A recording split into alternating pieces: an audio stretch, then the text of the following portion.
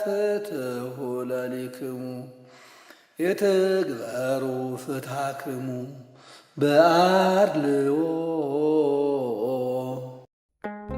የሰው ልጅ ከተፈጠረበት ጊዜ አንስቶ አድርግና አታድርግ የሚሉት የሕግ ትእዛዛት በልቡናው ተጽፈው ሲመራባቸው ቆይቷል። በኋላም በሊቀ ነቢያት ሙሴ አማካኝነት ከሕገ ልቡና ወደ ሕገ ኦሪት ተሸጋግሯል። አባቶቻችን የሚያስተምሩን ወሃቤ ሕግ እግዚአብሔር ነው የሚሉት። ሕግን የሰጠ ለሰው ልጆች እግዚአብሔር ነው። ያም በአዳምና በሔዋን ወይንም እግዚአብሔር ያንን የፍሬ በለስ እንዳትበላ ሲለው የመጀመሪያውን ሕግ እግዚአብሔር ለሰው ሰጠ ማለት ነው። ስለዚህ ሕግ ማለት አድርግ ወይንም አታድርግ፣ ቱዱ ኦር ኖት ቱዱ፣ ለማድረግ ወይንም አለማድረግ ተብሎ የሕግ ዴፊኒሽን ይሰጠዋል። በእርግጥ ሕግ በቀላሉ ዲፋይን የሚደረግ አይደለም። እንግዲህ እግዚአብሔር ለሰው ልጆች ወይንም ለአዳምና ሔዋን ሕግን ከሰጠ በኋላ በየዘመኑ ብዙ ሕግጋት ተጽፈው እንደነበረ እንመለከታለን። አስቀድሞ የሰው ልጆች እንግዲህ እግዚአብሔር ለአዳምና ለሔዋን ያን ሕግ ከሰጠ በኋላ ጽሑፍ እስከ ሄኖስ ዘመን ድረስ በጸፍጸፈ ሰማይ እግዚአብሔር ፊደላትን ለሄኖስ እስከሰጠው ድረስ ሰዎች በጽሑፍ በተጻፈ ሕግ አይመሩም ነበረ። የሆነ ግን ለሄኖስ ካሳየው በኋላ የሕገ ኦሪት መጻሕፍት የተሰጡት በሙሴ ዘመን ነው። እስከዛ እስከ ሙሴ ዘመን ድረስ ሕገ ልቡና ተብሎ የሰው ልጅ በልቡናው ባለው በህሊናው ይመራ እንደነበረ ታሪክ ይነግረናል። አሁን እንግዲህ እየተናገርኩ ያለሁት ያው የቤተ ክርስቲያንን የሕግ ሂደትን ለማስመልከት እንጂ እነዚህ ከላይ የጠቀስኳቸው በዘመናዊ የሕግ ትምህርት ቤት የሚነገሩ አይደሉም። እንግዲህ በሕገ ልቡና የሰው ልጅ ሲመራ ቆይቷል። ቀጥሎ ሕገ ኦሪት ተሰጠ።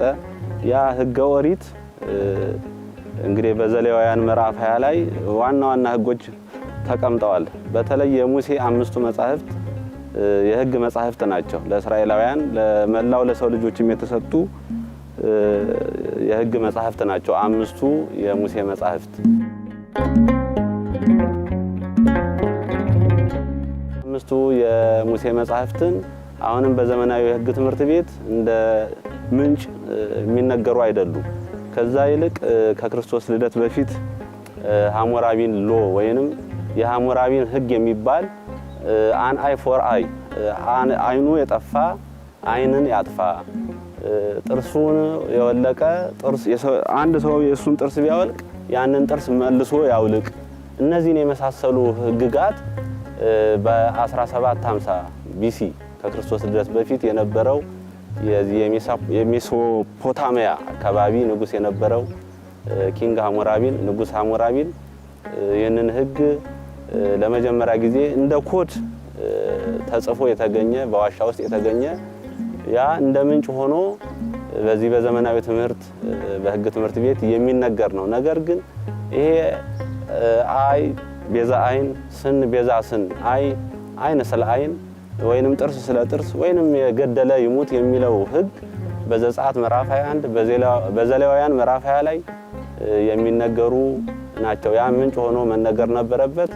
ግን መነሻ ሆኖ በሕግ ትምህርት ቤት ቅድም እንዳልኩት የሐሞራቢን ሎ ወይንም ኮድ ኦፍ ሐሞራቢን ተብሎ የሚነገረው ሕግ ለሰው ልጅ የመጀመሪያ መነሻ ሆኖ ይነገራል። ያ እንግዲህ በሜሶፖታሚያ አካባቢ የነበረው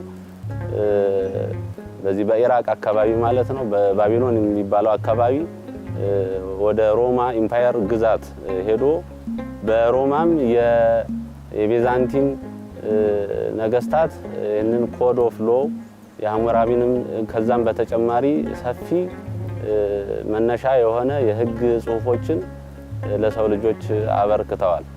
እንግዲህ ከዛ ጀምሮ ይሄንን የምናየው በሕገ ኦሪት ውስጥ ያለ ሂደት ነው። በኦሪት ዘመን ከነበሩት የሥርዓት መጻሕፍት ቀጥሎ እንደየሀገራቱ ባህልና እምነት የተለያዩ የሕግና የፍትህ መጻሕፍት መጻፋቸውን ቀጠሉ። አንዳንድ ሀገራትም ከሌሎቹ ሀገራት የፍትህ መጻሕፍት ይበጀኛል ያሉትን በመምረጥ በራሳቸው ሀገርኛ አውድ በማላመድ መጠቀም ጀመሩ። በዚህ በሕገ ኦሪት ውስጥ ኢትዮጵያ እንዴት ትመራ ነበር የሚለው በስፋት አልተጠናም። የሆነ ግን ቀዳማዊው ምኒልክ ወይንም የሰሎሞን ልጅ ወደ ኢትዮጵያ በመጣ ጊዜ የኦሪትን መጻሕፍት፣ የኦሪትን ሥርዓት፣ የኦሪትን ሕግ ይዞ በመምጣቱ ኢትዮጵያን በዛ ዘመን የኦሪትን ሕግ በኦሪት ሕግ ትመራ እንደነበረ እንግዲህ ጥናቶች ያሳያሉ። በሀገራችን ኢትዮጵያ ሕዝብ እየበዛና ግዛት እየሰፋ ሲሄድ ነገስታቱ ሕዝባቸውን ያለ መድሎ ሊያስተዳድሩበት የሚችሉበትና ፍጥረትን የሚያነግሱበት ወጥ የሆነ ሕግ ማስፈለጉ የግድ ሆነ። ስለዚህም ፈውስ መንፈሳዊና ሥርዓተ መንግስት የተሰኙት መጻሕፍት አገልግሎት ላይ መዋል ጀመሩ። ኮድ ሆነው ተጽፈው የተገኙ የሕግ መጻሕፍት በኢትዮጵያ ወይንም በዘመናዊ ትምህርት ቤት በሕግ ትምህርት ቤት የሚጠቀሱ ሁለት የሕግ መጻሕፍት አሉ። እነዚህ ሥርዓተ መንግስትና ፈውስ መንፈሳዊ የሚባሉ ናቸው። ይሄ ሥርዓተ መንግስት የሚባለው በአፄ አምደ ጽዮን ዘመነ መንግስት የነበረ ይሄ እንግዲህ ማለት 13ኛው መቶ ክፍለ ዘመን የነበረ የሕግ መጽሐፍ ነው ተብሎ ነው በዚህ በሕግ ትምህርት ቤት የሚሰጠው። ይሄ ሥርዓተ መንግስት በ13ኛው መቶ ክፍለ ዘመን ከነበረ ከዛ በፊት ኢትዮጵያ እንዴት ነበረ የምትመራው የሚለው መልስ ለማግኘት የምንችለው አሁንም መጽሐፍ ቅዱስ ወይንም ኦሪት በኢትዮጵያ ኦርቶዶክስ ቤተክርስቲያን ከዛም በፊት ከክርስቶስ ልደት በፊትም በሕገ ኦሪት የኦሪት ሕግጋት ተግባራዊ የሆኑ እንደነበረ አፕላይ ይደረጉ እንደነበረ ጥናት ቢጠኑ በእርግጠኝነት ይገኛሉ። ቅድም እንዳልኩት ግን በቴክስት ማቴሪያል ውስጥ የሚገኙት እነዚህ ሥርዓተ መንግስትና ፈውስ መንፈሳዊ የሚባሉ መጻሕፍት ናቸው። ይሄ ሥርዓተ መንግስት የሚባለው የሕግ እንደ ኮድ የሚቆጠረው በዚህ በዘመናዊ ሊቃውንት በዓለማዊ መምህራን የሥርዓተ መንግስት ንጉሳውያን ወይንም የንጉስ ሥርዓት እንዴት ከአንዱ ወደ አንዱ ይተላለፍ እንደነበረ ወይንም እንዴት መተላለፍ እንዳለበት አንድ ንጉስ ሲሞት ሌላኛው ንጉስ እንዴት ይተካ የሚለውን ቀርጾ ያስቀመጠ ነው። ይሄ እንግዲህ የንጉሳውያን በዘር ሐረግ የሚወርድ ቢሆንም አንድ ንጉስ 2-3 ልጆች ይኖሩት ስለነበረ አንዱ ነግሶ ሌላኛው ግጭት ውስጥ እንዳይገባ ያንን ለመምራት የሚያመች ይህንን ሥርዓተ መንግስት ቀርጸዋል በወቅቱ የነበሩ የቤተ ክርስቲያን ሊቃውንት። እንግዲህ ከዛ ከሥርዓተ መንግስት በፊት ቅድም እንዳልኩት የሰሎሞን ልጅ የሆነው ቀዳማዊ ምኒልክ በኢትዮጵያ በነገሰ ጊዜ ከዛም በ5ኛው መቶ ክፍለ ዘመን አካባቢ የተጀመረው የዚህ የተቀጸል ጽጌ በዓል የሚያሳየው ሥርዓተ ንግስና ወይንም የንግስና ሥርዓት ሹመት የአበባ በዓል ብላ ቤተክርስቲያን መስከረም 10 የምታሰበው የንጉሳውያን አሿሿም ሥርዓት በምን መልኩ መሆን እንዳለበት የሚያሳይ ነው። ስለዚህ እንኳን ተጠንቶ ከሥርዓተ መንግስት በፊት ይሄ የንግስና ሥርዓት ወይንም ስልጣንን የመያዝ ሂደት ይሄን ይመስል ነበር ተብሎ አልተነገረም። የሆነ ሥርዓተ መንግስት እንደ አንድ ምንጭ ሆኖ ተነገረ። ይሄ 13ኛው በአፄ አምደ ጽዮን የነበረ ነው።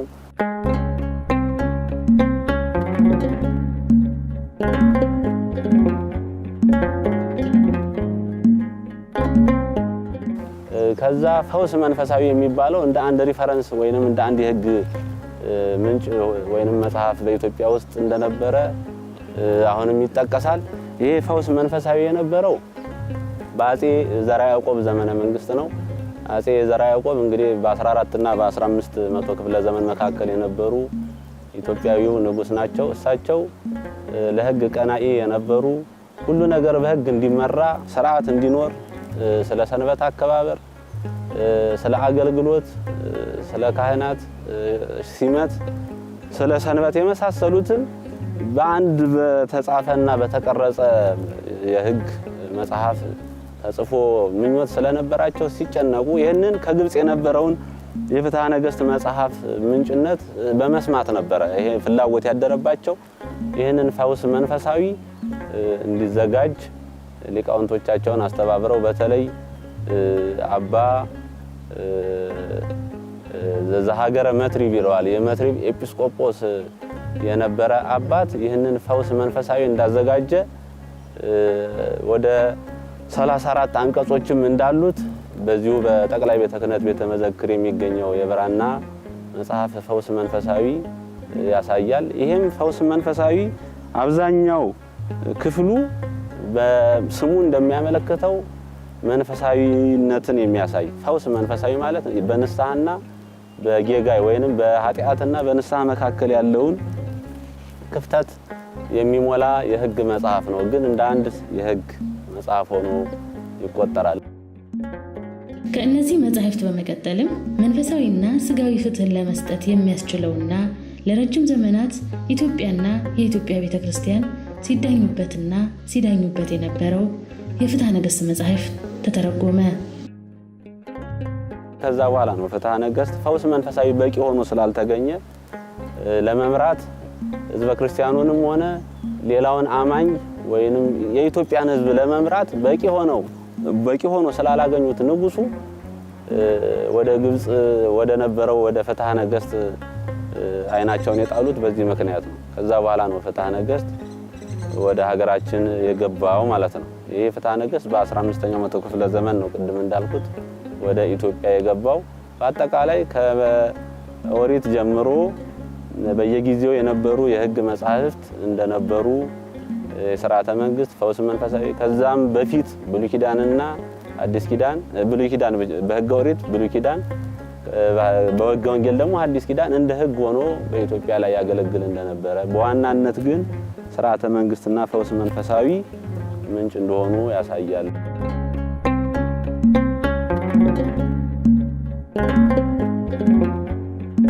ፍትሐ ነገሥት የተባለው መጽሐፍ እንግዲህ ተለያየ አሁን በመቅደሙ ላይ በፍትሐ ነገሥት መጽሐፍ ላይ ከምናነበው ታሪክ ባለፈ ብዙ አጥኚዎች እነ ዶክተር ሊበኩሉ ሌሎችም የአዲስ አበባ ዩኒቨርሲቲ የሕግ መምህራን በመማሪያ መጽሐፍቶቻቸው የፍትሐ ነገሥትን አመጣጥ ጽፈዋል። ይሄ ፍትሐ ነገሥት ወደ ኋላ ኪንግ ጁስቲኒያን ወይንም የቱርክ ንጉስ የነበረ ኪንግ ጁስቲኒያን የሃጊያ ሶፊያን ቤተ መቅደስ ያነጸ በ5ኛው መቶ ክፍለ ዘመን አካባቢ ማለት ነው። ይሄ ሊቁ ዮሐንስ የተባለን አንድ የሕግ ምሁር 20 አንቀጾች ያሉት ኮዶች ወይንም የሕግ መጻሕፍት አናቀጽ 20 አንቀጽ ያላቸውን እንዲያዘጋጅ አደረገ። የዚህ የፍትሐ ነገሥት መነሻ ያ ነው ብለው ነው እንግዲህ የሚያስተምሩት። ይሄ 20 አንቀጽ ወደ በኋላ በአልኢብን አልሳድ የሚባል ግብፃዊ ሰፋ ባለመልኩ አስፋፍቶ ፍትሐ ነገሥትን ጽፎታል። ይሄ መቅደመ ፍትሐ ነገሥት ላይ የሚለው 318 ሊቃውንት ለንጉስ ቆስጠንጢኖስ እንዴት እመራለሁ ብሎ ሲያስብ የሰጡት የሕግ መጽሐፍ ነው የሚሉት። በዚህ በመቅደመ ፍትሐ ነገሥት እንደምናነበው ንጉስ ቆስጠንጢኖስ ከ3 ምዕት ያገኘው ነው የሚል ነው። ግን ከዛ በፊት ቅድም እንዳልኩት 20 አንቀጾች በሊቁ ዮሐንስ በተባለ ሰው ተጽፎ እንደነበረ ያሳያል። እንግዲህ ያ ምንጭ ሆኖ እየተስፋፋ እያደገ ለንጉስ ቆስጠንጢኖስ ተሰጥቷል። ከዛም ወደ ግብፃዊ በአባ ቄርሎስ 75ኛ ፓትርያርክ የነበሩ በግብፅ ሀገር የነበሩ አባት የግብፃውያን ክርስቲያኖችን ለማስተዳደር ይህንን የሕግ መጻሕፍት ከጽር ወደ አረብ እንዲመልስላቸው ለአንድ ሌላ ሊቅ ነግረው ያ ግብፃዊ ከጽር ወደ አረብ መልሶታል። የኛ ደግሞ አጼ ዘርዓ ያዕቆብ ይሄ ፍትሐ ነገሥት አሁንም ጠቃሚነቱን ስለሰሙ ከዚህ ከአረብ ወደ ግዕዝ እንዲተረጎም ጴጥሮስ ወልደ አብደል ሰይድ የሚባል አባ ጴጥሮስ ወልደ አብደል ሰይድ የሚባልን ከአረብ ወደ ግዕዝ እንዲተረጎም አስደርገው 30 ወቄት ወርቅ ሰጥተው ነው የሚለው ታሪኩ ላይ ወደ ግብጽ ልከው እንደገና ይዞ መጥቶ እንዲተረጉም አስደርገዋል። በዚህ ሂደት ነው እንግዲህ እነ ቀሲስ አብርሃም ወልደሃና የሚባለው ሌላው ጸሐፊ ይህንን ፍትሐ ነገሥት በማስፋፋት ተሳትፎ የነበራቸው። ስለዚህ አመጣጡ አሁንም በፍትሐ ነገሥት መቅድሙ ላይ እንደተቀመጠው ብቻ ሳይሆን ብዙ ታሪኮች ምንጮች አሉት።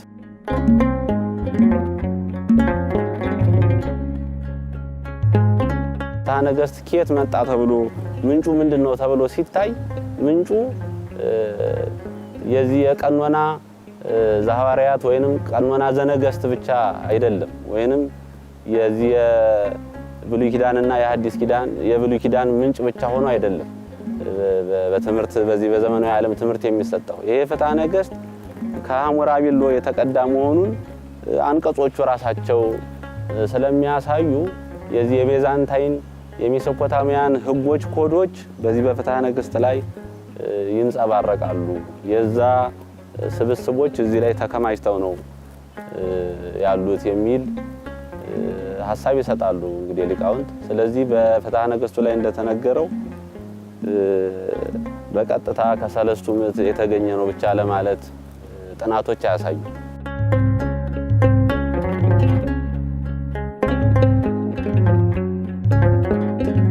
ፍትሐ ነገሥት ቅድም እንደተባለው ሁለት ክፍሎች አሉት እንዳልሽው። ይሄ ፍትሐ ነገሥት ፍትሕ ሥጋዊና ፍትሕ መንፈሳዊ ተብሎ ለሁለት ይከፈላል። ይሄ ፍትሕ መንፈሳዊ የምንለው ክፍል እንግዲህ ወደ 22 አንቀጾች አሉት። ፍትሕ ሥጋዊ ደግሞ ወደ 30 አንቀጾች አሉት። ይህ ፍትሕ መንፈሳዊ አሁን ላይ ቤተክርስቲያን ትጠቀምበታለች። በእንተ ኤጲስቆጶሳት፣ በእንተ ጳጳሳት፣ በእንተ ምጽዋት፣ በእንተ ንስሐ፣ በእንተ ጸሎት፣ በእንተ ጾም እያለ ስለ ጾም፣ ስለ ምጽዋት፣ ስለ ንስሐ፣ ስለ ካህናት ሲመት፣ ስለ አናጉንስጢስ፣ ስለ ዲያቆናት፣ ስለ አጻዊ ወህት ዘርዝሮ ያስረዳል። ፍትሕ ሥጋዊን ደግሞ ስንመለከት እንግዲህ የዓለማዊ ስራን በሚመለከት ወይንም ነገስታት በሚገዙት ህዝብ ላይ ምን አይነት ፐኒሽመንት ቅጣት ሳንክሽን ማሳለፍ እንዳለባቸው እንዴት ህዝቡ ባለው ትስስር ወይንም የንግድ ስርዓት ሊሆን ይችላል፣ ኑዛዜ ሊሆን ይችላል፣ ውርስ ሊሆን ይችላል፣ እንዴት ነው ይሄንን ተግባራዊ ማድረግ የሚቻለውን የሚያሳይ ነው። ይሄ ፍትሕ ሥጋዊ የሥጋዊ ክፍሉ ፓርቱ።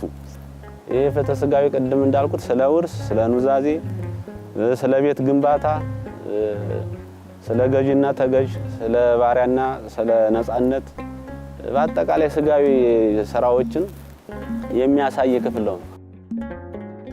የዳኝነት ጉዳይ እንደ እንግዳ ደራሽ ዝም ብሎ በማንም ሰው የሚከወን ባለመሆኑ ቅድስት ቤተክርስቲያን ለዳኝነት የሚሰየሙ ሰዎች በጥበብ የተመሉና ግንዛቤያቸው የሰፋ ሰዎች መሆን አለባቸው በማለት ፍትሐ ነገሥትን በሊቃውንት ትምህርት ደረጃ ስትሰጥ ቆይታለች።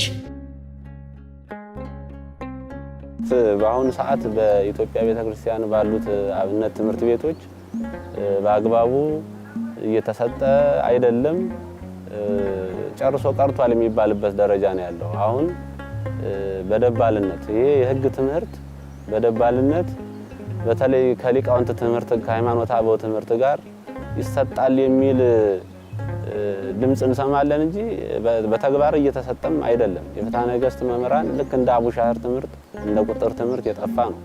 አሁን ላይ እንኳን ፍትሐ ነገሥት ቀርቶ የፊደል ትምህርት ወይንም መዋዕለ ሕፃናት ቤተክርስቲያን ጥንት የነበረው የሕፃናት ትምህርት ቤት ጠፍቷል። ስለዚህ የፍትሐ ነገሥት የሕግ ትምህርት በቤተክርስቲያን ላይ ተጠናክሮ ካልተሰጠ አሁን ላይ ያለውን ችግር አስተዳደራዊ ችግር ማለት ነው ቤተክርስቲያን መፍታት አትችልም። መንፈሳዊ ፍርድ ቤት የሚባል ቤተክርስቲያን በቅዱስ ሲኖዶስ በ2004 በረቂቅ አዋጅ ድጋሚ ያንን ደግሞ አሁን በወርሃ ግንቦት 2013 ላይ ያንን አሻሽላ ረቂቁን አዋጅ ለምክር ቤት ሰጥታለች። ይሄ ረቂቅ አዋጅ መንፈሳዊ ፍርድ ቤት ማቋቋሚያ አዋጅ የሚል ነው።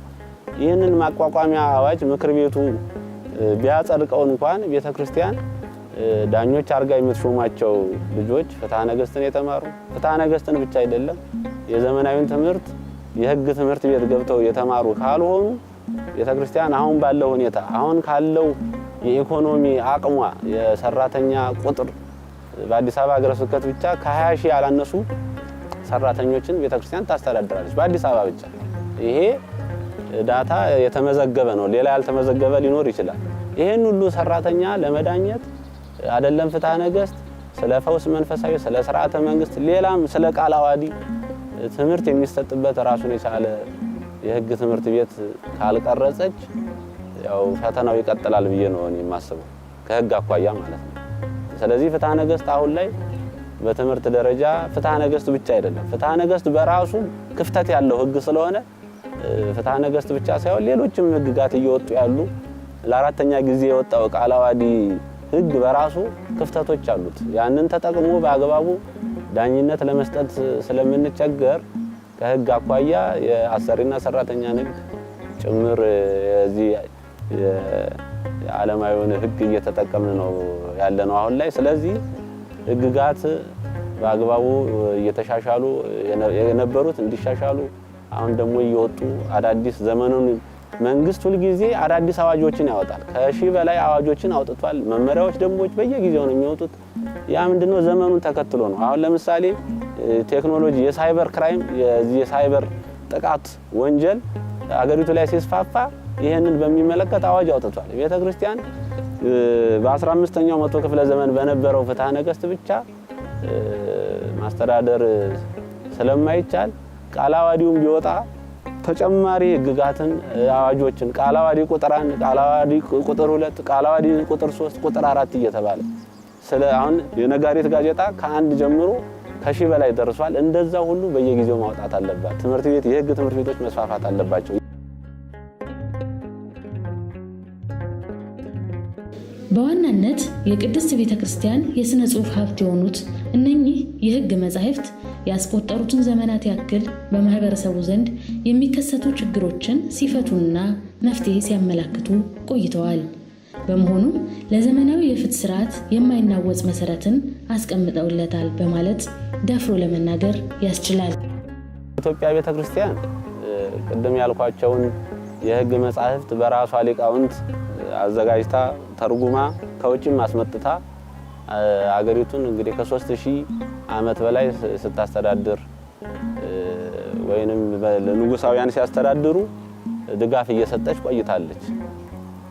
የኢትዮጵያ ቤተክርስቲያን እስከ 1270 ዓመተ ምህረት እስከ ዘመነ ዛጉዌ ወይንም የአክሱም ሥርወ መንግስት ወድቆ የዛጉዌ ዳይናስቲ የላሊበላ መንግስት እስከሚቋቋምበት ጊዜ ድረስ በሊቀ ካህናት ትመራ ነበር። ጻድቁ አቡነ ተክለ ሃይማኖት በዚህ በይኩኖ አምላክ ዘመነ መንግስት እጨጌ ተብለው የመጀመሪያው እጨጌ ከሆኑ በኋላ ደግሞ ቤተክርስቲያን እጨጌ እያለች ራሷን እያስተዳደረች ለሀገሪቱም ለነገስታቱ ለመንግስት ድጋፍ እየሰጠች የህግ ድጋፍ ሊሆን ይችላል በሰላምም በሃይማኖትም በሁሉም ድጋፍ እየሰጠች እስከ 1922 ቆይታለች። ቀዳማዊ አጤ ኃይለ ሥላሴ ዘመነ መንግስት ጳጳሳት ተሹመው የመጀመሪያውን ፓትርያርክ ሹማ ቤተክርስቲያን ራሷንና ምእመናኖቿን እያስተዳደረች ለኢትዮጵያም አስተዋጽኦ እያበረከተች ትገኛለች። በዚህ ሁሉ ዘመናት ግን ኢትዮጵያ ስትጠቀምባት የነበሩት ህግጋት በሙሉ መነሻውም ምንጩም ይኸው የቤተክርስቲያን ህግጋት ናቸው። ሥርዓተ መንግስቱ ፈውስ መንፈሳዊ በቤተክርስቲያን ሊቃውንት ነው የተዘጋጁት። ፍትሐ ነገሥቱ ፍትህ ስጋዊም ሆነ ፍትህ መንፈሳዊ ሁለቱም ክፍሎች የተዘጋጁት የተተረጎሙት በሚገባና በግልጽ አማርኛ የተጻፉት በግዕዝ የተጻፉት በኢትዮጵያ ቤተክርስቲያን ሊቃውንት ነው። ኋላም ፍትሐ ብሔር በ1952 የወጣው ኮድ ምንጮቹ ይሄ ወጎች ከስተም የምንለው የኢትዮጵያ ቤተክርስቲያን ህግጋት የህዝቡ ባህል ሲሆን እነዚህ ሁሉ ከኢትዮጵያ ቤተክርስቲያን የተገኙ ናቸው። ስለዚህ ድርሻዋ በዚህ በፍትሐ ብሔር ህግ በወንጀል ወይንም በወቅቱ በወንጀለኛ መቅጫ ህግ ላይ ያለው አበርክቶ ድርሻው ሰፊ ነው። የወንጀል ህጉ በወቅቱ የነበረው የወንጀለኛ መቅጫ ህግ አብዛኛው ክፍል ከፍትሐ ነገሥት የዚህ ፍትህ ስጋዊ ፓርቱ የቅጣት አይነቶች የተገለበጡት ከዚህ ከፍትሐ ነገሥቱ ነው። ይሄ በግልጽ የታመነ ነው። ስለዚህ የኢትዮጵያ ቤተክርስቲያን አስተዋጽኦ በህግ ማውጣት ዙሪያ በዚህ በሌጂስሌሽን ወይንም ህግ በማውጣት ትልቅ ድርሻ ያላት ነች። ይሄም በምሁራኑ የታመነ ነው።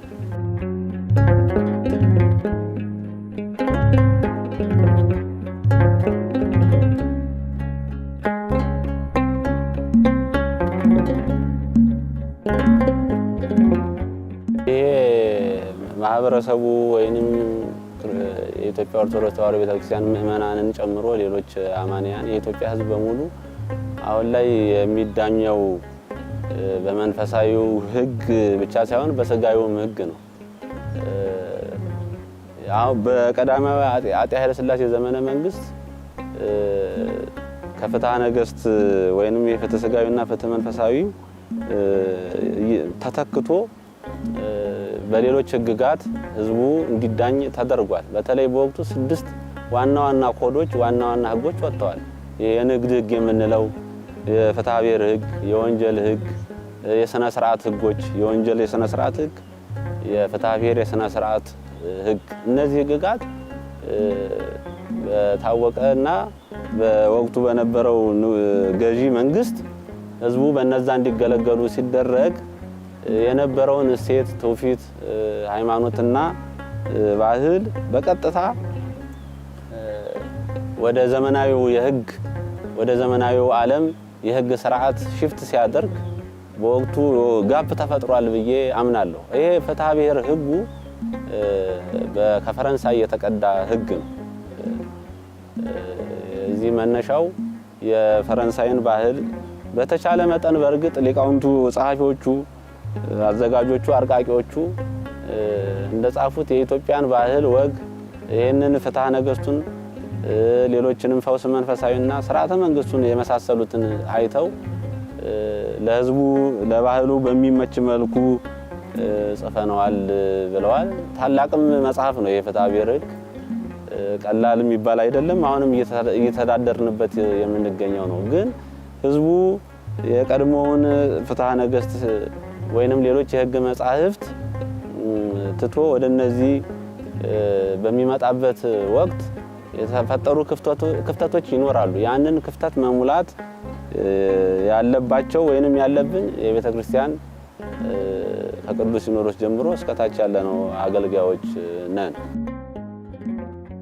የኢትዮጵያ ኦርቶዶክስ ተዋሕዶ ቤተክርስቲያን ህጋዊ ሰውነት ያላት ተቋም መሆኗን ህግ ቢደነግግላትም የራሷን መንፈሳዊ ፍርድ ቤት አቋቁማ ምእመናንና ካህናቷን ፍትህ ለመስጠት የሚያስችላት የመብት ጥያቄ ግን እስከዛሬ አልተመለሰላትም። በስጋዊ ወይንም እንደ አንድ ሌጋል ፐርሰናሊቲ እንዳለው እንደ አንድ ተቋም እሷም መብት እንዳላት በፍትሐ ብሔር ህጉ 398 ላይ ቤተክርስቲያን መብትና ግዴታ እንዳላት በግልጽ ተጠቅሶ እናያለን። 300 አንቀጽ 398 ላይ ምንድነው የሚለው? ይሄ የኢትዮጵያ ኦርቶዶክሳዊት ቤተክርስቲያን በህግ በኩል እንደ አንድ ሰው የምትቆጠር ናት ይላል አንቀጽ 1 ላይ። አንቀጽ 2 ላይ ደግሞ እንዲህ እንደመሆኗ በመስሪያ ቤቶቿ አማካኝነት በአስተዳደር ህጎች የተፈቀዱትን መብቶች ሁሉ ልታገኝና ልትሰራባቸው ትችላለች ይላል። ስለዚህ በዚህ በአንቀጽ 398 መሰረት ቤተክርስቲያን በዚህ በስጋዊው ዓለም በአስተዳደር ጉዳይ በይዞታዋ ወይንም በአሰሪና ሰራተኛ ባለው ግንኙነት መዳኘት የምትችለው በዚህ በፍትሐ ብሔር ህግና አሁን ባሉ በወጡ አዋጆች እንጂ በዚህ በፍትህ ስጋዊ ህዝቡን ማስተዳደር አትችልም። ምክንያቱም ቅድም እንዳልኩት ስለተሻረ ማለት ነው።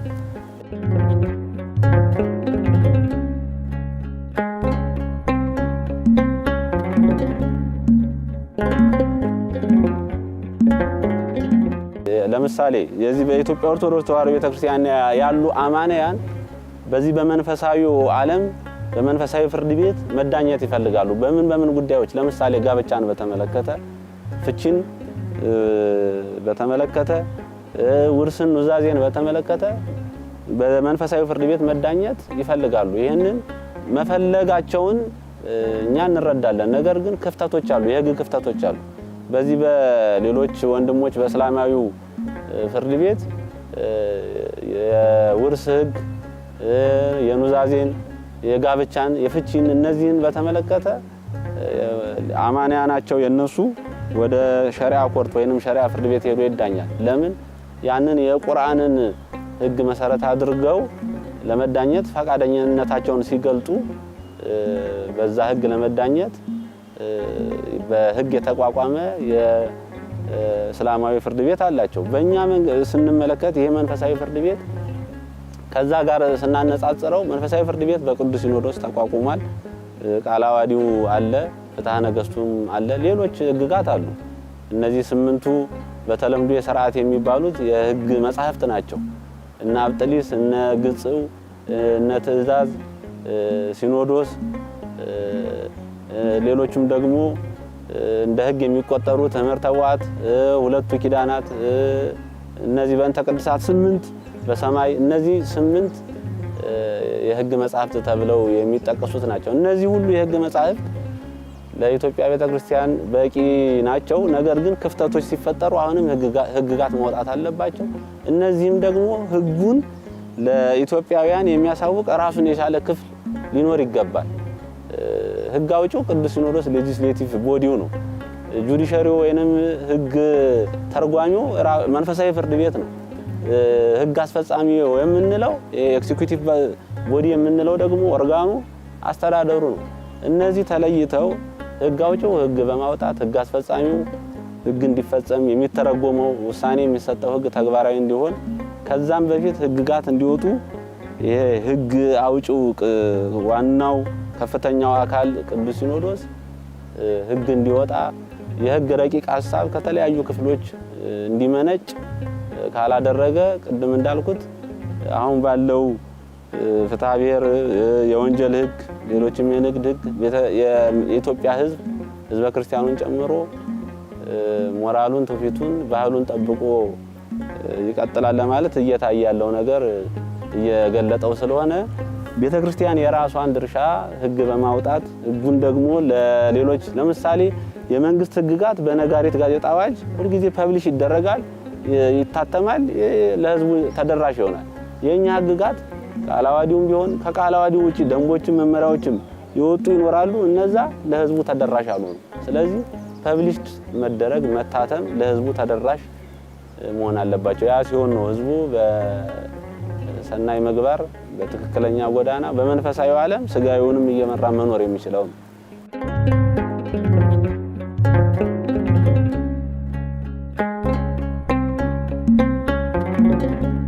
ጨረሻን የሚለው አሁን ባለው መንፈሳዊ ፍርድ ቤት ቅዱስ ሲኖዶስ ያወጣው የ2013 ረቂቅ አዋጅ በ2013 የመንፈሳዊ ፍርድ ቤት ማቋቋሚያ አዋጅ አሁን ላይ በምክር ቤቱ ጸድቆ ምክር ቤቱ ድምጽ ሰጥቶ ተግባራዊ እንዲሆን አላደረገም። በአንጻሩ ቅድም እንዳልኩት በዚህ በሸሪዓ ፍርድ ቤት ወይንም በእስላማዊ ፍርድ ቤት በነጋሪት ጋዜጣ ተትሞ ፍርድ ቤቱ እስላማዊ ፍርድ ቤቱ በአዋጅ በተደነገገ አዋጅ ተቋቁሞ መንግስት በዚህ አመት ብቻ 25 ሚሊዮን ብር በጀት ለዛ ለእስላማዊ ፍርድ ቤት ድጋፍ ሰጥቷል። ምክንያቱም የህግ መሰረት ስላለው ማለት ነው። በእርግጥ ቅድም እንዳልኩት የኢትዮጵያ ቤተክርስቲያን በፍትሐ ብሔር ህጋዊ ሰውነት ያላት መሆኑን በአንቀጽ 398 99 ላይ ተመልክተናል። ነገር ግን ፍርድ ቤትን በማቋቋም ህገ መንግስቱ ቢፈቅድላትም በነጋሪት ጋዜጣ ታትሞ ረቂቅ አዋጅ በቀረበው መልክ ቤተክርስቲያኒቷ መንፈሳዊ ፍርድ ቤትን እንድታቋቁም ምክር ቤቱ ስላልፈቀደ ወይንም ስላላጸደቀ አሁን ያለው መንፈሳዊ ፍርድ ቤት ወስኖ ውሳኔውን ለማስፈጸም ይቸገራል። ስለዚህ ምዕመናን፣ ካህናት ለመብትና ለግዴታቸው በአጠቃላይ ቤተክርስቲያን አባላት በሙሉ ይህ ረቂቅ አዋጅ እንዲጸድቅ የራሳቸውን አስተዋጽኦ እንዲያበረክቱ ነው መልእክቴን የማስተላልፈው። ከመገጸ ሰብ